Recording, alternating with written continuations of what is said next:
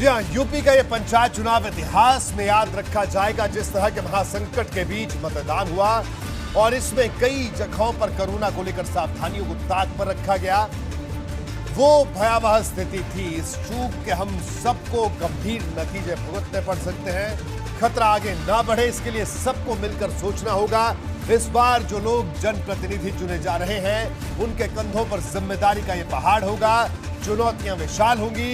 उन्हें पहले दिन से ही साबित करना होगा कि जनता का उन पर जताया गया भरोसा सच्चा है। बहरहाल यूपी के नवनिर्वाचित पंचायत प्रतिनिधियों की तस्वीर अब करीब करीब साफ हो चुकी है। ग्राम पंचायत सदस्यों, बीडीसी और जिला पंचायत सदस्यों के चुनाव के करीब 3/4 से ज्यादा रुझान और नतीजे सामने आ चुके हैं। हालांकि पूरे नतीजों के लिए अभी कुछ और घंटे इंतजार करना पड़ेगा, पर अभी तक जो तस्वीर सामने आई है उससे साफ है कि भाजपा और समाजवादी पार्टी के बीच कांटे की टक्कर है, जबकि निर्दलीय प्रत्याशी भी कड़ी चुनौती दे रहे हैं।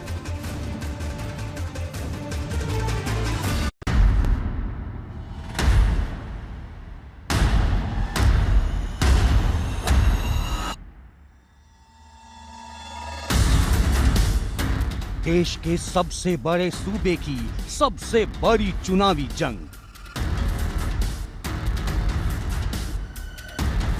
पंचायत की महाजंग में भाजपा ने लहराया परचम।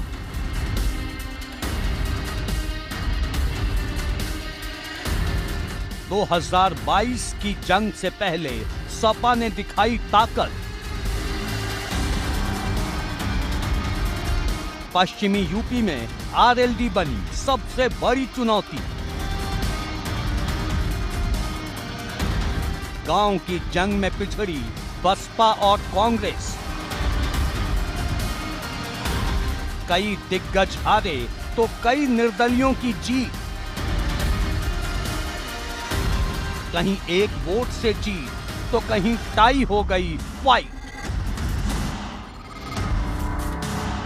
निर्दलियों ने उड़ाई पार्टी उम्मीदवारों की नींद। 75 जिलों का विजय तिलक।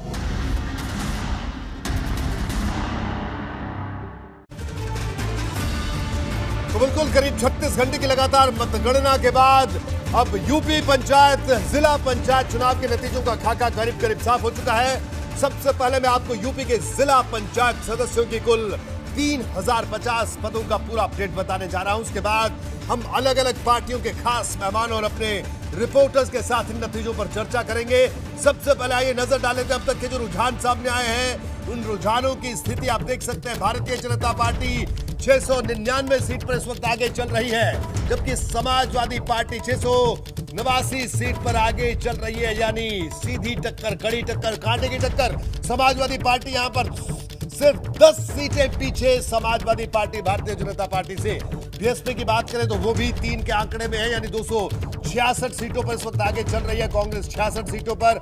और अन्य की बात करें तो 637 सीट पर अन्य आगे चल रहे हैं। ये इस वक्त का अपडेट है जो कि हम आपको बता रहे हैं। जिला पंचायत चुनाव से जुड़ा हुआ बड़ा अपडेट।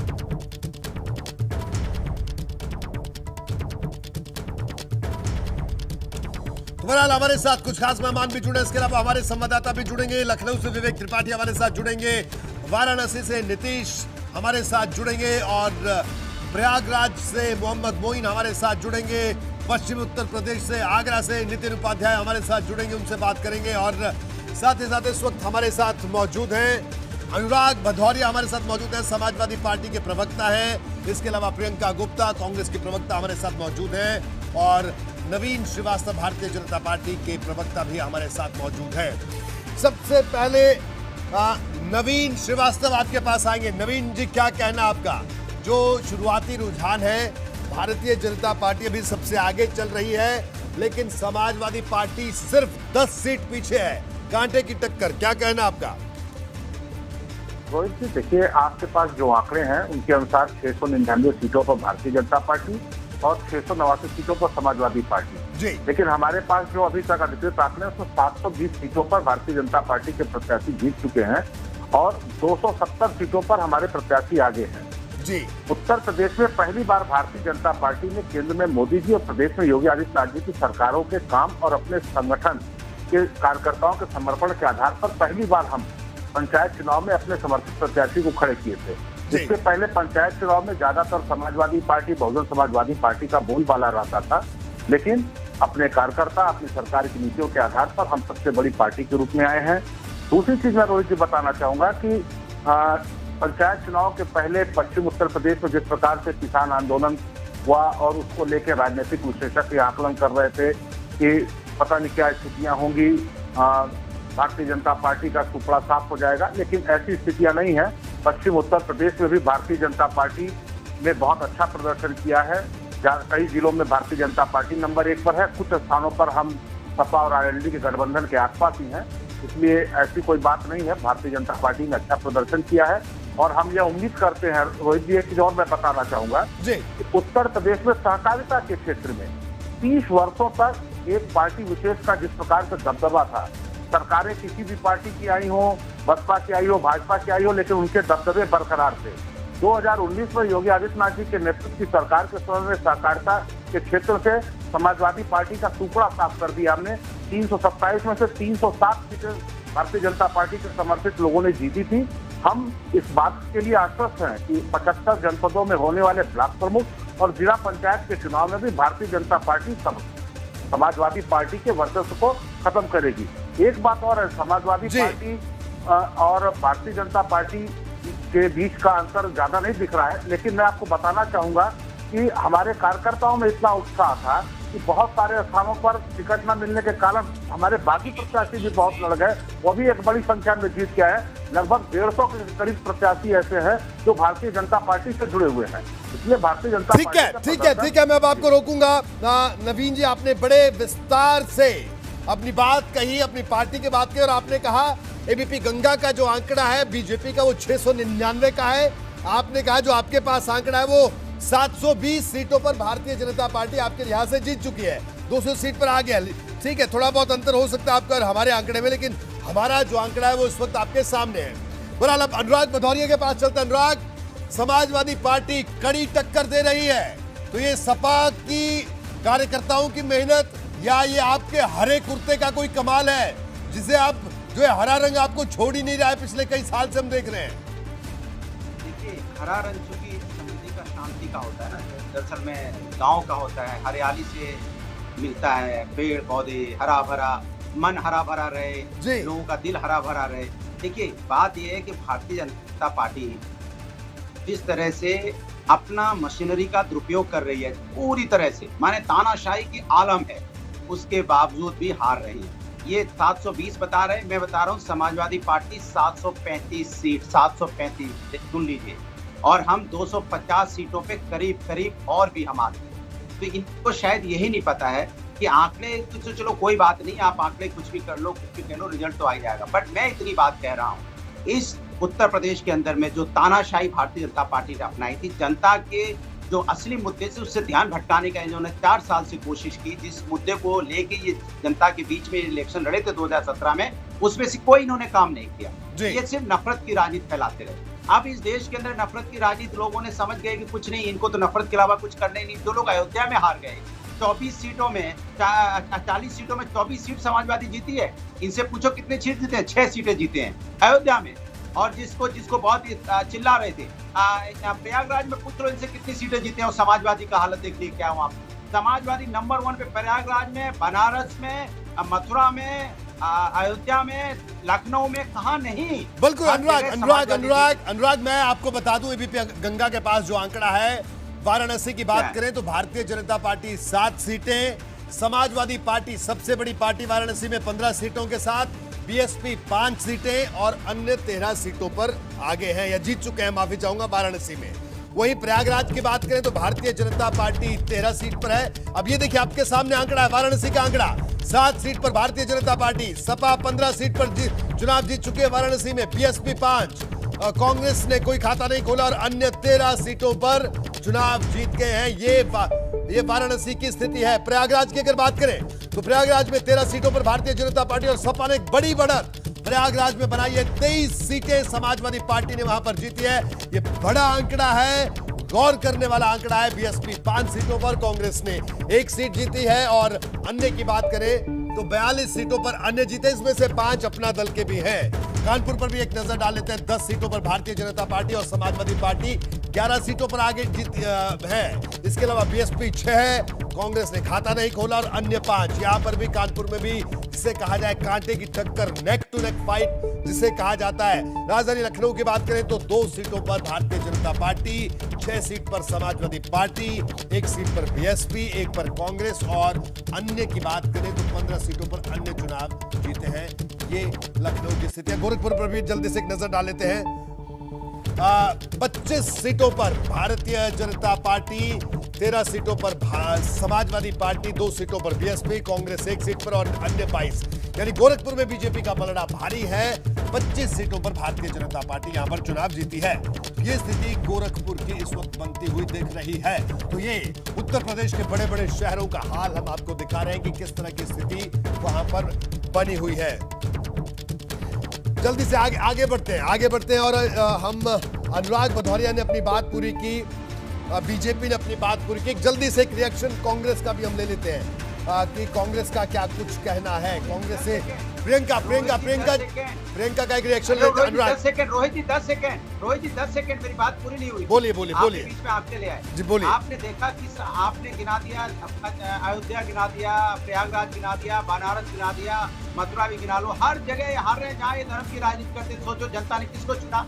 जनता ने इनको खारिज कर दिया, सिरे से खारिज कर दिया, जिनके नाम पे राजनीति करते थे। इसलिए उत्तर प्रदेश की जनता विकास चाहती है, तो विकास की बात नहीं करते, धमकाने की बात करते हैं। तो जो सरकार ऑक्सीजन न दे पाए देश की, हमारे उत्तर प्रदेश की जनता को, और उसपे ऑक्सीजन अगर नहीं मिल रही है तो उसपे धमका रहे हैं कि FIR कर देंगे, NSA लगा देंगे। ऐसे मुख्यमंत्री को जीतने देगा क्या उत्तर प्रदेश के अंदर में? और ये मुख्यमंत्री ऐसी बातें करते हैं, ऑक्सीजन नहीं हो, पीपल पेड़ के नीचे ऑक्सीजन मिल रहा है। तो जब पीपल पेड़ के नीचे लोगों को बैठना पड़ता है ऑक्सीजन लेने के लिए, तो जो उत्तर प्रदेश की सरकार 1 साल से यहाँ पे हेल्थ की व्यवस्था नहीं कर पाई, यहाँ पे लोगों को मौत के मुंह में ढकेल दिया, यहाँ पे लॉकडाउन नहीं लगाया। चलिए अनुराग, आपको मैं अब रोकूंगा, आपके 10 सेकंड पूरे हो गए।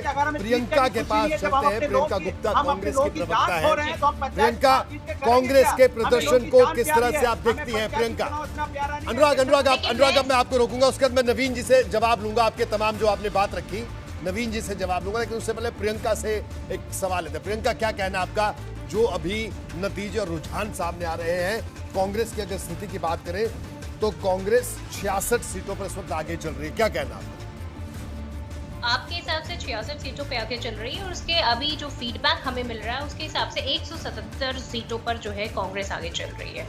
इसका चुनाव जो होगा, इसका जो निर्णय आएगा वो बहुत ही जल्दी आ जाएगा और सारी चीजें साफ हो जाएगी। पर मैं एक बात पूछना चाह रही हूँ, जिस तरह से यहाँ पे बीजेपी के प्रवक्ता बैठकर जो है अपनी जीत का जश्न मनाने की बात कर रहे थे, मैं सिर्फ इतना पूछना चाह रही हूँ, क्या वो हाल बताएंगे कि गोरखपुर में जो डेथ हो रही है, जो कोरोना से डेथ हो रही है, उनके आंकड़े क्यों नहीं सही दिए जा रहे हैं?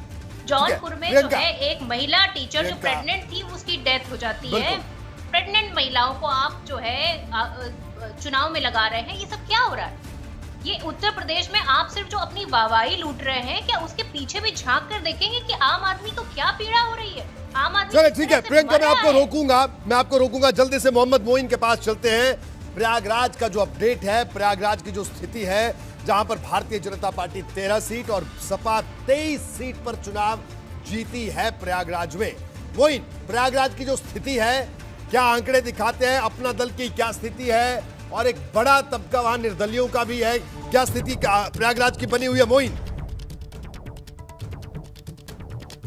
मोइन जी बिल्कुल, अगर प्रयागराज की बात करें तो यहाँ जिला पंचायत सदस्य की अगर प्रयागराज की बात करें तो यहाँ जिला पंचायत सदस्य की 84 सीटें हैं। तस्वीर लगभग साफ हो चुकी है। औपचारिक तौर पर सिर्फ कुछ ही सीटों के नतीजे घोषित किए गए हैं, लेकिन रुझान सामने आ गए हैं। ज्यादातर केंद्रों पर मतगणना पूरी हो गई है।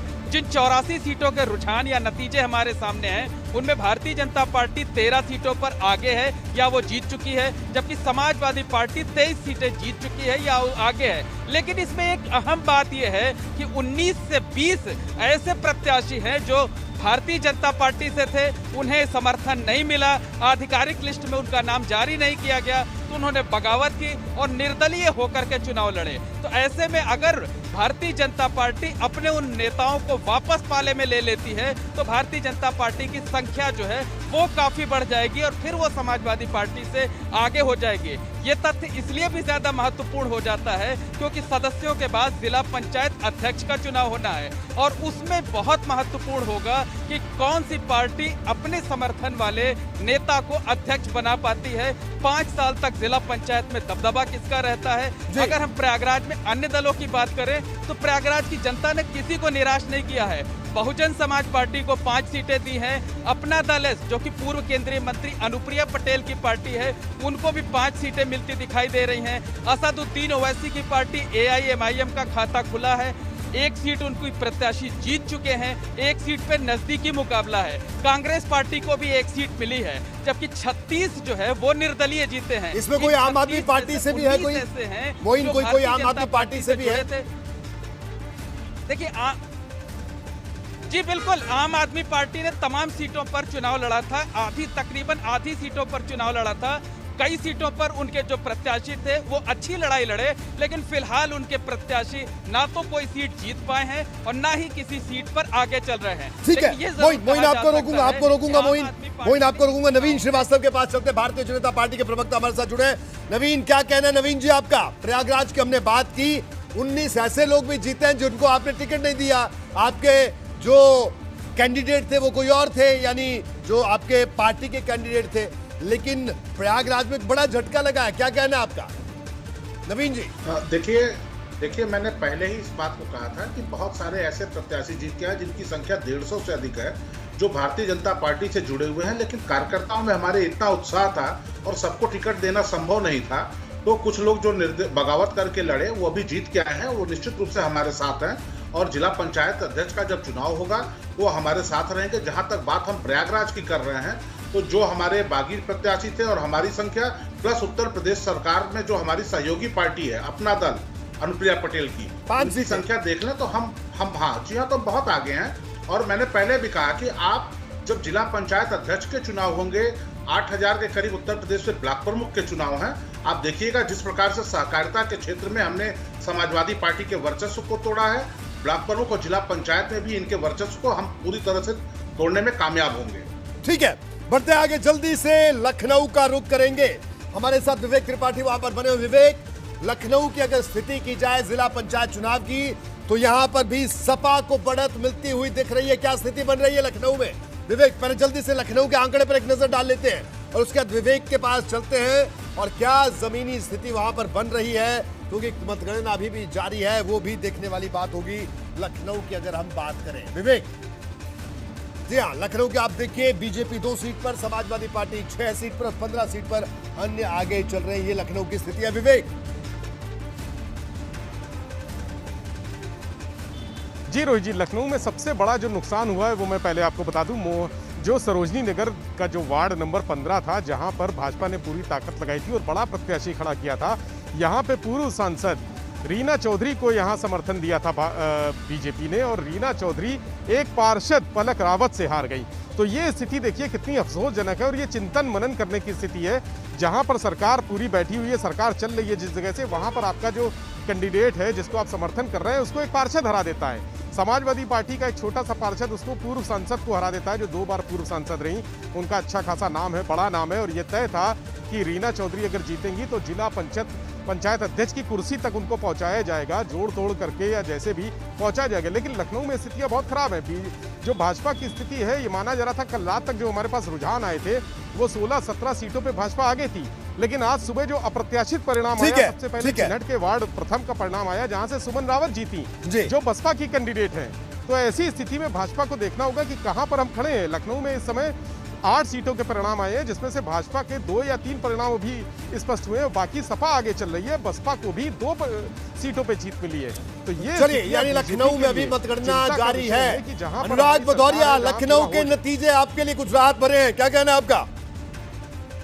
सिर्फ लखनऊ के नहीं, आप किसी भी जिले के नतीजे देख लीजिए, हम सिर्फ लखनऊ में नहीं जीत रहे हैं। मैंने बोला ना, हम प्रयागराज भी जीत रहे हैं, अयोध्या भी जीत रहे हैं, जौनपुर भी जीत रहे हैं, आजमगढ़ भी जीत रहे हैं, सीतापुर भी जीत रहे हैं, सिर्फ हरदोई में हम थोड़े कमजोर पड़ रहे हैं। आप किसी भी जिले में चले जाइए, इटावा हो, मैनपुरी हो, कहीं भी चारों तरफ समाजवादी का परचम है, सिर्फ इसलिए क्योंकि समाजवादी विकास की राजनीति करती है और किसानों के सम्मान की बात करती है। भारतीय जनता पार्टी ने हमेशा किसानों का अपमान किया और यहाँ उत्तर प्रदेश की जनता का अपमान किया। उत्तर प्रदेश की जनता के लिए कोई काम किया नहीं, सिर्फ जुमलेबाजी की। मैंने कहा ना 1 साल हो गया यहाँ पे लगा, मैंने आपको फिर बोला कि अगर हम जीत के भी अगर क्या करेंगे, हमारी जनता हार रही है, दरअसल में उनकी जिंदगी हार रहे हैं। यहाँ लगातार कोरोना से मौतें हो रही है, सरकार की नाकामी की वजह से। सरकार ने अगर यहाँ पे व्यवस्थाएं की होती तो आज हमारी उत्तर प्रदेश की जनता मर नहीं रही होती ऑक्सीजन की कमी से। इसलिए हमें इस बात की तकलीफ है। बेशक हम जीत रहे हैं और जो हम जीत रहे हैं वो तो क्योंकि समाजवादी काम का, जिससे बोलते हैं कि समाजवादी का काम बोलता है, हम समाजवादी लोग हमेशा काम पे विश्वास रखते हैं कि भारतीय जनता पार्टी लास्ट 4 सालों से चिल्लाती रही, झूठ सच बोलती रही, लेकिन जनता तो इंतजार करती है ना, वोट का इंतजार करती है।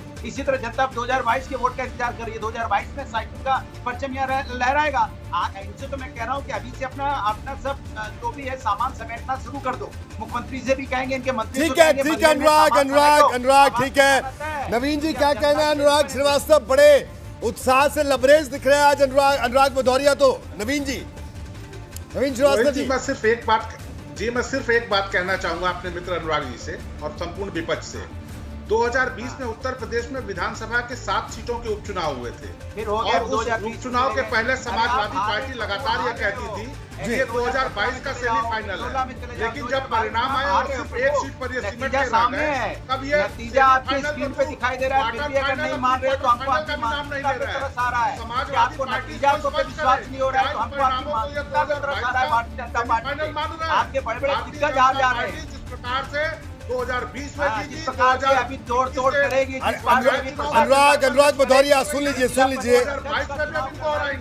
अनुराग भदौरिया जिस प्रकार से बोल रहे हैं यह इनके पार्टी की हताशा और निराशा को दर्शाता है।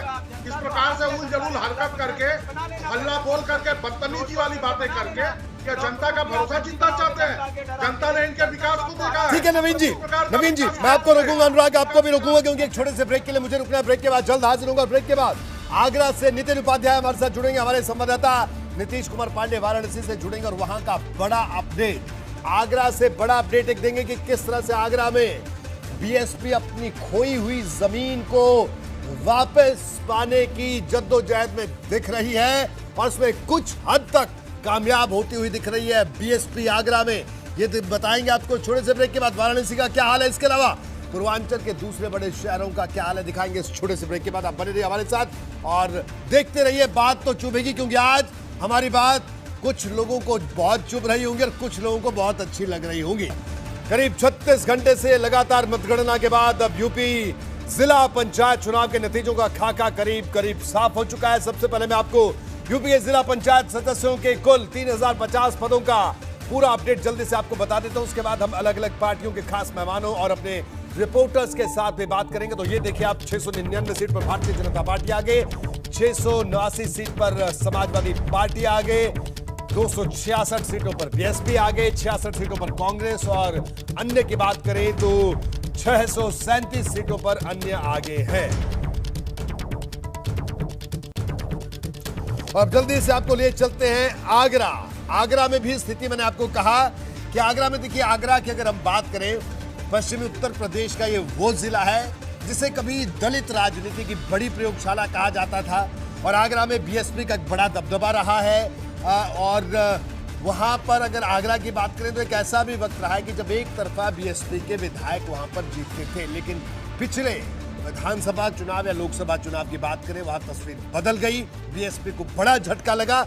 लेकिन इस बार के जिला पंचायत चुनाव में जो सदस्य थे पंचायत चुनाव जिला पंचायत के अलग अलग वार्डों के, आगरा के कुल 51 वार्ड हैं, यहाँ पर बीएसपी ने भी अपने कैंडिडेट उतारे, सपा ने भी उतारे, बीजेपी ने भी, कांग्रेस ने भी और अन्य ने भी। तो जो आंकड़ा बनकर दिखा वो देखना बड़ा दिलचस्प है। जल्दी से पहले उस आंकड़े पर नजर डालते हैं। आगरा के 51 वार्ड की अगर बात करें तो भारतीय जनता पार्टी 14 सीटों पर आगे है, समाजवादी पार्टी 7 सीटों पर आगे है, बीएसपी की बात करें तो 20 सीटों पर आगे और अन्य 9 सीटों पर आगे, यानी बीएसपी यहां पर सबसे ज्यादा वार्ड पर बीएसपी का कब्जा होता हुआ दिख रहा है। नितिन हमारे साथ जुड़े आगरा से। नितिन, आगरा की तस्वीर किस तरफ इशारा कर रही है और क्या ताजा अपडेट आगरा से? नितिन माफी चाहूंगा। देखिए रोहित जी, थोड़ी तस्वीर बदलती हुई दिख रही है। बीजेपी है वो अब 16 या 17 सीटों पर उसके फाइनल नतीजों में वो जीत चुकी है।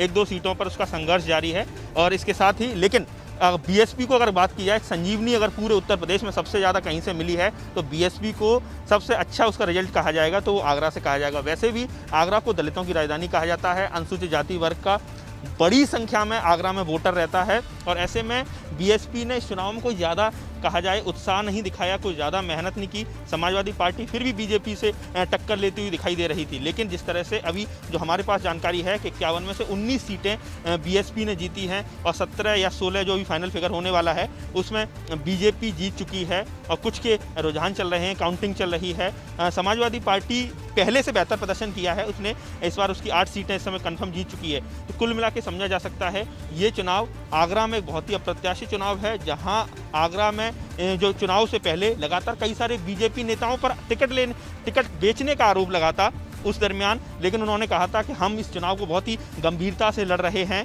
सहकारी चुनाव हो, सहकारिता का चुनाव हो या कहा जाए ये त्रिस्तरीय पंचायत चुनाव जो ग्रामीण भारत का चुनाव होता है, बीजेपी को शहरी पार्टी कहा जाता रहा अभी तक। ऐसे में बीजेपी की फोकस ये था कि 2022 से पहले एक बड़ी एक्सरसाइजेस इस त्रिस्तरीय पंचायत चुनाव में कर ली जाए ताकि जो बेस बना लिया जाए ग्रामीण उत्तर प्रदेश में। लेकिन वो नतीजे उतने अप्रत्याशित नतीजे बीजेपी को नहीं मिले हैं। इसके पीछे कोरोना काल में जिस तरह से लगातार हाहाकार है, स्थितियां गड़बड़ाई हैं, लोगों में ज़बरदस्त नाराज़गी है और फिर वो नाराज़गी शहरों में हो, गाँव में हो, वो बराबर नजर आ रही है। समाजवादी पार्टी ने बेहतर प्रदर्शन किया है और समाजवादी पार्टी के लिए 2022 में कहा जाए उससे पहले एक बहुत बड़ी कहा जाए एनर्जी बूस्टर के तौर पर ये इलेक्शन काम करने वाला है। तो आगरा की बात की है तो आगरा में नंबर 1 पर बीएसपी रही है, नंबर 2 पे बीजेपी और तीसरे नंबर पर समाजवादी पार्टी। लेकिन ये बहुत बड़ा झटका ही बीजेपी के लिए कहा जाएगा क्योंकि जितनी मेहनत, जितनी सिंसियरिटी बीजेपी ने दिखाई है, जिस तरह से देर रात तक लगातार पैनल खड़ा करना,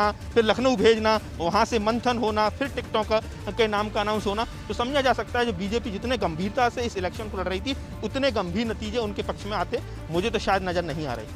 ठीक है, तो आगरा की स्थिति आपने बताई और आगरा पर भी हम बात करेंगे। हमारे साथ तमाम मेहमान जुड़े हुए, लेकिन उससे पहले जल्दी से वाराणसी का रुख कर लेते हैं। बनारस में क्या स्थिति बन रही है? वाराणसी कुल 40 वार्ड और बीजेपी 7 सीटें जीती, 15 सीटें समाजवादी पार्टी, यानी बड़ा जंग समाजवादी पार्टी को बड़ी सफलता वाराणसी में मिली है। बीएसपी 5 सीटों पर और अन्य की बात करें तो 13 सीटों पर, 13 वार्डों पर अन्य जीते हैं वाराणसी में। नीतीश के पास चलते हैं, नीतीश पांडे हमारे साथ जुड़े हैं। नीतीश, वाराणसी की जो जिला पंचायत सदस्य हैं, क्या तस्वीर निकलकर सामने आ रही है? नीतीश। संपादक जी, जिस तरह से दिलचस्प ये चुनाव था उससे ज़्यादा दिलचस्प ये नतीजे हैं और नतीजे इसलिए दिलचस्प हैं कि जिस तरह से बीजेपी के कार्यकर्ता गांव-गांव जाने का दावा कर रहे थे, वो कार्यकर्ता और उनके कार्य आखिर ग्रामीण जनता को पसंद क्यों नहीं आए, ये मंथन करने का विषय होगा। 15 सीटों पर अगर बात करें तो सपा, 7 सीटों पर बीजेपी, 5 पर बसपा, 2 पर सुभाषपा और एक अपडेट और आपको बता दें संपादक जी की 5 सीटों पर कांग्रेस भी काबिज है। लेकिन अब ये सोचना होगा कि आखिर जो बीजेपी गांव तक जाने की बात कह रही थी, जो बीजेपी के कार्यकर्ता गांव-गांव जाकर इस पूरे चुनाव पर कब्जा करने की बात कह रहे थे कि आने वाले चुनाव के नतीजे हर चीज़ को दिखा देंगे, आखिर कमी कहाँ रह गई, जिससे जो बीजेपी के बजाय सपा का जो आंकड़ा है दोनों दोगुने से एक ज़्यादा हो गया है, ये देखने वाली बात होगी और आगे इस पर मंथन करके सोचना होगा कि आखिर कमियां किस स्तर पर हैं, कहां हैं। आपको बता दें कि कई तरह की बातें जो हैं बनारस में, कई तरह की बातें सामने आ रही हैं। जिस तरह से कोरोना काल में जो नेता बाहर नहीं आए वो भी एक असर माना जा रहा है। जो ग्रामीण जनता है उन तक बीजेपी के कार्यकर्ता मैसेज नहीं दे पाए, जो कि एक वजह ये भी मानी जा रही है। नीतीश, क्या कांग्रेस ने भी यहाँ पर खाता खोला वाराणसी में? एक बार कुल टोटल टैली आप बता पाएंगे दर्शकों को दोबारा वाराणसी की? जी संपादक जी, एक बार फिर से बता देते हैं कि 15 सीटों पर समाजवादी पार्टी, 7 सीटों पर बीजेपी, 2 सीटों पर सुभाषपा, 5 सीटों पर बहुजन समाज पार्टी और इसके साथ 5 सीटों पर कांग्रेस और जो बचे हैं, जो अन्य सीटें बच जाती हैं उस पर निर्दलीय जो प्रत्याशी हैं उनकी बात से है। अभी तक का जो अपडेट है आपको बता दें कि जिस तरह के आंकड़ों का अंदाज़ा लगाया जा रहा था, जिस तरह के समा बांधे जा रहे थे, उससे ये महसूस हो रहा था कि आने वाला ये जो नतीजा होगा वो भारतीय जनता पार्टी के पक्ष में होगा। लेकिन ये नतीजे ये सिद्ध करते यानी वाराणसी की जो टोटल टैली बनती है 7 सीटों पर भारतीय जनता पार्टी, 15 सीट पर समाजवादी पार्टी, 5 सीट पर बीएसपी, 5 सीट पर कांग्रेस और अन्य 8 सीटों पर चुनाव जीते हैं। ये टैली वाराणसी की फाइनल बनती है। नीतीश, ये माना जाए?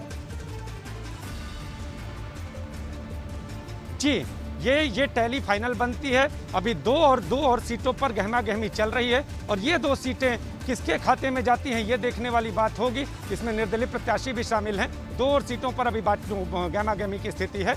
अभी अपडेट इसका भी जैसे ही होगा इसका भी अपडेट हम एबीपी गंगा पर दिखाएंगे। लेकिन रोहित जी, हम आपको पूरी चीज़ें एक बता दें कि जिस तरह से बनारस की जो जमीनी हकीकत है, जो बीजेपी के कार्यकर्ता हैं इस पूरे चुनाव को हाथों हाथ ले रहे थे, बड़े बड़े दावे किए जा रहे थे। समाजवादी पार्टी अलग दावे कर रही थी, वो कह रही थी हम जनता के बीच में हैं। बहुजन समाज पार्टी ये कह रही थी कि ग्रामीण वोट तो हमारा है। इसके साथ ही जो सुभाषपा है वो कह रही थी कि हमारा तो जमीनी स्तर पर ग्रामीण सपोर्ट ही है। और ऐसी स्थिति में अगर समाजवादी पार्टी ने 15 सीटें हासिल की हैं और इस चुनाव में जिला पंचायत को लेकर जब 1 नंबर पर आई है, तो निश्चित तौर पे भाजपा के कार्यकर्ताओं को ये सोचना होगा आखिर कमी कहाँ रही है। आखिर आप जनता तक, ग्रामीण जनता तक वो संदेश क्यों नहीं प्रसारित कर पाए? आखिर आप में कमी है या संदेशों में कमी है या जनता की सोच आपको लेकर बदल रही है? ये सोचने वाली बात होगी। संपादक जी। बिल्कुल नीतीश, तो वाराणसी की स्थिति आपने बताई, आंकड़े आपने बताया। जल्दी से रायबरेली का भी स्थिति जान ली जाए कि वहां पर क्या तस्वीर निकलकर सामने आ रही है, क्योंकि कांग्रेस के लिए बड़ा महत्वपूर्ण जिला रायबरेली, वहां की स्थिति भी देख लेते हैं। रायबरेली की स्थिति आप देख सकते हैं, आपके सामने है। भारतीय जनता पार्टी 7 सीटों पर, वहां पर अभी आगे है समाजवादी पार्टी 11 सीटों पर और बीएसपी अभी खाता नहीं खुला है। 9 सीटों पर कांग्रेस और अन्य 25 सीटों पर आगे चल रहे हैं। यानी अगर हम बात करें रायबरेली की तो समाजवादी पार्टी सबसे बड़ी पार्टी दिख रही है, उसके बाद दूसरे नंबर पर कांग्रेस। प्रियंका, आपके पास आएंगे।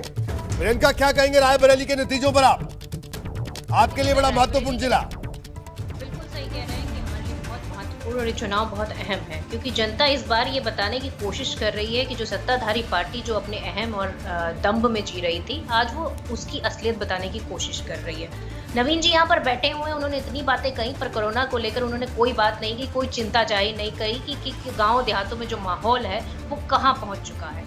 आप देखिए कि जिस तरह से 700 से ज्यादा शिक्षक जो चुनाव की ड्यूटी में लगाए गए थे वो मारे गए हैं, उनके लिए कोई भी इन्होंने घोषणा तक अभी नहीं करी है। तो मैं समझती हूँ कि जिस तरह से जनता के प्रति लापरवाही दिखा रहे हैं उसका ही नतीजा इनको भुगतने को मिल रहा है। और अगर आत्ममंथन आज नहीं करेंगे ये, तो इनके लिए अत्यंत घातक साबित होने वाला है, क्योंकि जनता अब इन्हें नकारना स्टार्ट कर चुकी है। जनता को जो इन्होंने सपने दिखाए थे कि बड़ी मूर्ति लगाकर लोगों को जो आकर्षित करने का काम किया था, समझ चुकी है कि हमारे काम नहीं आ रहा है। बिल्कुल प्रियंका, ये तो ठीक आपने बात की, लेकिन क्या कांग्रेस का जो आत्ममंथन का दौर है, कांग्रेस कब ये आत्ममंथन करेगी? देश की सबसे पुरानी राजनीतिक पार्टी और बतौर एक जिसे कहा जाए पत्रकार और बतौर राजनीतिक शास्त्र का विद्यार्थी में अपने आप को मानता है, उसके नाते भी मुझे लगता है कि ये जो कांग्रेस का आत्ममंथन का दौर है ये कब शुरू होगा और कब इसके नतीजे आएंगे? ठीक है, बीजेपी अच्छा नहीं कर रही है, सपा अच्छा कर रही है, नहीं कर रही है, लेकिन हम रायबरेली की बात करें, रायबरेली में कांग्रेस की स्थिति। अब बताइए, आपका परंपरागत जिला और वहां पर कांग्रेस 7 सीटों पर, 9 सीटों पर सपा आगे है, बीजेपी भी नेक टू नेक फाइट पर वहां पर है। बिल्कुल सही कह रहे हैं कि कांग्रेस अपने आप में वर्क कर रही है, जिसका नतीजा आप देख रहे हैं कि जो स्थिति है वो काफी बेहतर हो चुकी है। आज अगर हम कुछ सीटों पर जो 177 सीटों पे आगे चल रहे हैं, तो इसका मतलब है कि कांग्रेस आत्ममंथन भी कर रही है, कांग्रेस काम भी कर रही है। और कांग्रेस का काम आप देख भी सकते हैं कि जिस तरह से गैस सिलेंडर है या ऑक्सीजन कन्वर्टर है लेके घरों में पहुंच रहे हैं, उसका आप पूरी तरह से उसको देख सकते हैं। किस तरह से लोगों को विश्वास आ रहा है कांग्रेस पर, वो भी आप देख सकते हैं। ठीक है प्रियंका, और कांग्रेस जब गठबंधन करती है तो किस तरह से काम करती है ये अनुराग भदौरिया बेहतर जानते हैं, क्योंकि पिछले चुनाव में इन्होंने गठबंधन किया था आपसे। इसका भी मैं जवाब उनसे लूंगा कि क्या हुआ, किस तरह का काम था, और ऐसा काम था कि ना इनका काम बोल पाया ना आपका काम बोल पाया पिछले चुनाव में। लेकिन इस बार स्थितियां बदलती हुई दिख रही है और अब आपको दिखाते हैं बिल्कुल आजमगढ़ की स्थिति। देखिए, आजमगढ़ में समाजवादी पार्टी के लिए एक तरफा बढ़त आजमगढ़ में दिख रही है। 45 सीट पर समाजवादी पार्टी 45 वार्डों पर आगे चल रही है आजमगढ़ में। 18 वार्डों में भारतीय जनता पार्टी, 3 वार्डों में बसपा और 15 वार्ड में कांग्रेस और अन्य 2 वार्ड पर आगे चल रहे हैं। और जल्दी से अगर हम बात करें फतेहपुर की, बात कर लेते हैं तो फतेहपुर की जो स्थिति है, आजमगढ़ का आंकड़ा एक बार फिर आपको दिखाएंगे। उसमें टेली में थोड़ी सी तकनीकी खामी थी, लेकिन इतना जरूर बता दें कि आजमगढ़ में समाजवादी पार्टी सबसे बड़ा दल है आजमगढ़ की। और इस वक्त अगर हम जो आंकड़े लगातार आपको दिखा रहे हैं वो देखिए आप कि किस तरह की स्थिति। आजमगढ़ की अगर बात करें तो मैं आपको बता दूं कि आजमगढ़ में समाजवादी पार्टी सबसे बड़े दल के तौर पर उभरी है। कुल 84 वार्ड आजमगढ़ के हैं, जिसमें 45 पर समाजवादी पार्टी आगे है। और साथ ही साथ अगर बीएसपी की बात करें, 5 सीटों पर बीएसपी आगे है, 18 पर भारतीय जनता पार्टी वहां पर आगे चल रही है। वहीं अगर गाजियाबाद की बात करें तो आप देखिए 2 सीटों पर बीजेपी, 3 पर सपा, 5 पर बीएसपी और अन्य 4 पर है। ये गाजियाबाद की स्थिति है। अनुराग भदौरिया के पास चलते हैं। अनुराग भदौरिया, आजमगढ़ में एक तरफा बढ़त, 45 वार्डों में आप आगे चल रही है समाजवादी पार्टी, क्या कहना है आपका? अनुराग, आजमगढ़ में तो मैंने आपको पहले बोला, आजमगढ़ भी जीत रहे हैं, बनारस भी जीत रहे हैं, जौनपुर भी जीत रहे हैं, गाजीपुर भी जीत रहे हैं। पूर्वांचल में आप किसी भी जिले में चले जाइए, समाजवादी पार्टी लीड कर रही है। क्योंकि समाजवादी पार्टी उत्तर प्रदेश में किसी भी जिले में जाओगे तो समाजवादी पार्टी का प्रदर्शन बेहतर हो रहा है, क्योंकि हम जनता के लिए बात कर रहे हैं। इसलिए अरे सुन लीजिए, मैं अभी बीच में आपके नहीं बोला, कहा है बीच में बोल रहे हार रहे हो तो समाजवादी पार्टी कितना सीटों को हारी है इसको भी देख लीजिए। मत, मैं आपसे क्यों चिड़चिड़ा रहे हो? नहीं हारो तो चिड़चिड़ाओ मत। अरे मुझे बोलने दीजिए, चुनाव होने वाले हैं, उसमें भी आप आंकड़े अरे बोलने दीजिए, मैं अपनी बात बोल लूं। अच्छा ठीक है, अब 16-17 गिनते रहो, 2022 में जा रहे हो, इसलिए कहीं कहीं व्यवस्था देखो, कहीं बाहर इसका भी आंकड़ा रख लीजिए, तब ये सही से अपना बिस्तर बांधो, हो पाएगा। समाजवादी पार्टी ने क्या खोया, क्या पाया, भारतीय जनता पार्टी ने क्या पाया है, जनता ने आपका बोरा बांध दिया है, आपने पहले भी बांध दिया है, लाने से कुछ नहीं होने वाला है। जनता ने आपको बोरिया बिस्तर बांध दिया। अब आप सत्ता से बाहर, बहुत आपने सत्ता के नशे में लोगों पे अत्याचार किया है, गाँव के लोगों पे अत्याचार किया, गरीबों पे अत्याचार किया है, लोगों के साथ झूठ बोला, उत्तर प्रदेश जनता के साथ झूठ बोला। अभी उत्तर प्रदेश जनता के साथ जितना आपने झूठ बोला, धोखा दिया, उत्तर प्रदेश जनता ने आपको वोट के माध्यम से आपको कटा दी। अभी आगे वोट के माध्यम से जिला पंचायत के भी अगर आपको नहीं शर्म आ रही है तो मुझे शर्म आ रही है आपके ऊपर में, क्या आपको जनता ने हरा दिया, आप शर्म आ रहे हो? मैं कह रहा हूँ जनता के बारे में सोचिए। मैं कह रहा हूँ आज जिला पंचायत के सदस्यों पर जीत भी रहे हैं, जीतने के बावजूद भी खुशी नहीं हो रही, क्योंकि हम अपने लोगों की जिंदगी हार रहे हैं। कोरोना में लोगों की मौतें हो रही हैं, हमारे 700 टीचरों की मौतें हुई हैं, हमारे यहाँ पे टीचर संघ ने बोला 700 टीचरों की मौतें हुई है। ठीक है अनुराग, मैं उनके परिवार को कैसे, अनुराग भदौरिया का दर्द मेरे अंदर है। कितने पुलिस वाले, ठीक है अनुराग भदौरिया, मैं आपको रोकूंगा और नवीन जी आपको भी रोकूंगा। जिला पंचायत चुनाव की और उत्तर प्रदेश में जिला पंचायत चुनावों के सबसे सटीक और भरोसेमंद नतीजे और रुझान एबीपी गंगा आप तक पहुंचा रहा है, क्योंकि उत्तर प्रदेश में चुनाव मतलब एबीपी गंगा। ये एबीपी गंगा ने अपने काम के जरिए हमने कर दिखाया है और लगातार दर्शकों का भरोसा जिस तरह से हम पर बना है, और पिछले 36 घंटे से एबीपी गंगा लगातार बिना रुके और बिना थके आप तक एक एक खबर, एक एक रुझान सबसे पहले आप तक पहुंचा रहा है। बहरहाल मैं जल्दी से रुक करूंगा, प्रयागराज चलेंगे हम और हमारे साथ मोइन वहां से बने हुए। मोइन, प्रयागराज में जो नतीजे हैं, कब तक नतीजे आ जाएंगे, कितनी देर और लगेगी, क्या स्थिति, क्या ताजा स्थिति वहां पर बनी हुई है, दर्शकों को रूबरू कराएं मोइन। जी बिल्कुल, आपको बता दें कि प्रयागराज में 23 केंद्रों पर वोटों की गिनती चल रही थी। 36 घंटे से ज़्यादा का वक्त हो चुका है, लेकिन अभी भी कई केंद्र ऐसे हैं, तकरीबन 10 केंद्र ऐसे हैं जहां पर अभी भी काउंटिंग चल रही है। और उम्मीद ये जताई जा रही है कि देर रात या कल सुबह तक तस्वीर पूरी तरह से साफ हो जाएगी। कल सुबह तक औपचारिक तौर पर सभी सीटों के नतीजे घोषित कर दिए जाएंगे।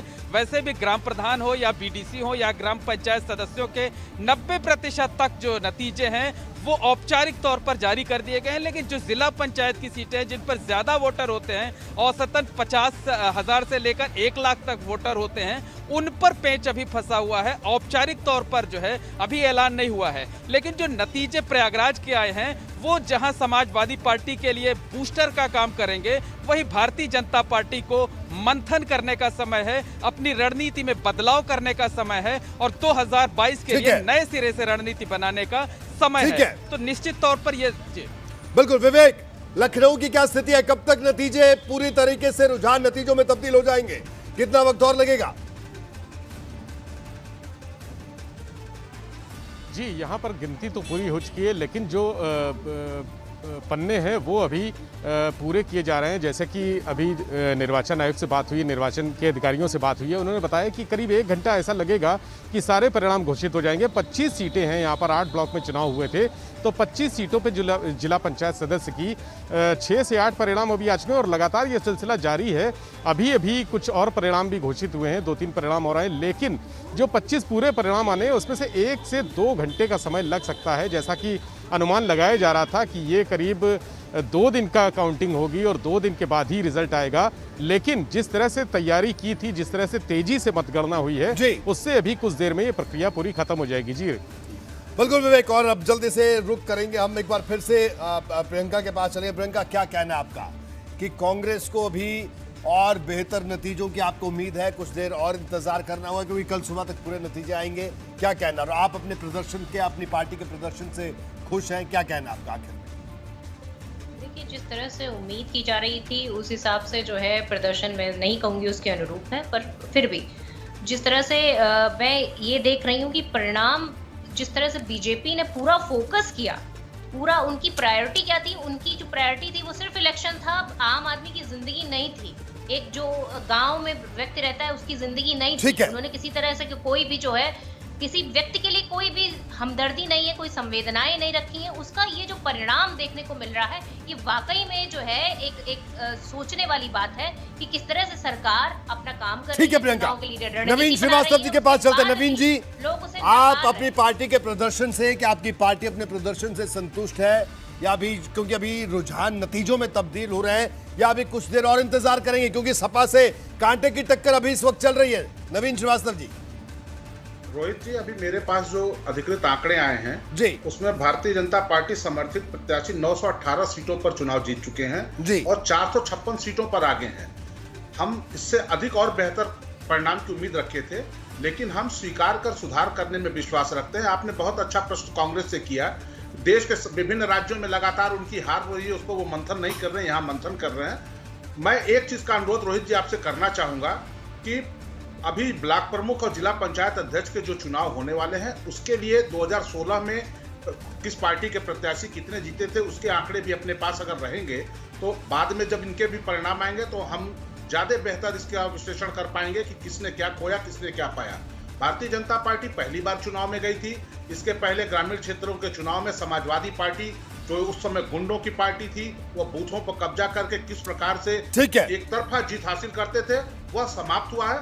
भारतीय जनता पार्टी सबसे बड़ी पार्टी के रूप में उभरी है और निश्चित रूप से आगे जो 2 चरण के चुनाव होने, उसमें भी हम बड़े स्तर पर चुनाव जीतने जा रहे हैं। समाजवादी पार्टी का सहकारिता की तरह से ग्रामीण पंचायती चुनाव में भी हम सुपड़ा साफ करने जा रहे हैं। नवीन श्रीवास्तव जी, आपका बहुत बहुत शुक्रिया बीपी गंगा से बात करने के लिए, अपनी पार्टी का पक्ष मजबूती से और स्पष्ट तौर पर रखने के लिए। बहुत कम बार ऐसा होता है कि बड़े साफ गोई से और अच्छे तरीके से कोई अपना पक्ष रखे। प्रियंका, आपका भी बहुत बहुत शुक्रिया, आपने अपनी पार्टी का पक्ष रखा, अपनी बात रखी, अपनी राय रखी। विवेक त्रिपाठी 36 घंटे से लगातार पल पल का अपडेट लखनऊ से दे रहे हैं। आप कल से लेकर इनको लगातार देख रहे हैं और बिल्कुल मैं कहूंगा विवेक, अपनी सेहत का ख्याल रखें। और मोइन हमारे साथ जुड़े हैं।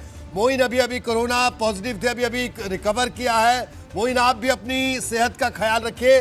लेकिन 36 घंटे से जिस मेहनत और जिस शिद्दत के साथ आप लोग अपने दर्शकों के लिए ये नतीजे और रुझान लेकर आ रहे हैं, सचमुच हमें फक्र होता है अपनी टीम पर। और नितिन भी हमारे साथ आगरा से लगातार 36 घंटे से बने हुए हैं, साथ ही साथ नीतीश पांडे वाराणसी से लगातार पल पल का अपडेट दे रहे हैं। एक छोटे से ब्रेक के लिए यहाँ पर रुकेंगे, ब्रेक के बाद दोबारा से हाजिर होंगे, क्योंकि ब्रेक के बाद भी आज पूरी रात एबीपी गंगा पर आप जिला पंचायत चुनाव के नतीजे और रुझान लाइव देखते रहिए।